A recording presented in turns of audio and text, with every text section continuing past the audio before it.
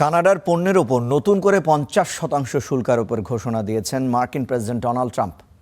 গাড়ি, দুগ্ধজাত পণ্য এবং অ্যালকোহল বিক্রিতে মার্কিন কোম্পানিগুলোর ওপর বৈষম্যমূলক আচরণের জবাবে এই পদক্ষেপ নেওয়া হয়েছে বলে জানিয়েছেন ট্রাম্প প্রশাসন।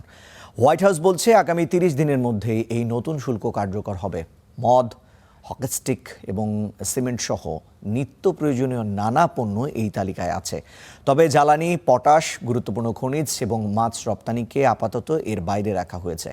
যুক্তরাষ্ট্র, কানাডা ও মেক্সিকোর মধ্যে মুক্ত বাণিজ্য চুক্তি থাকলেও তা পাশ কাটিয়ে 1930 সালের বাণিজ্য আইনের একটি বিশেষ ধারা আরোপের সিদ্ধান্ত নিয়েছেন ট্রাম্প।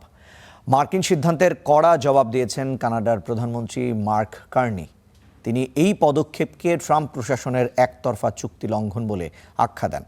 আগামী দিনগুলোতে ওয়াশিংটনের সাথে অমীমাংসিত বাণিজ্য আলোচনা আরও নিবিড় করার ব্যাপারে নিজেদের প্রস্তুতির কথাও জানান তিনি।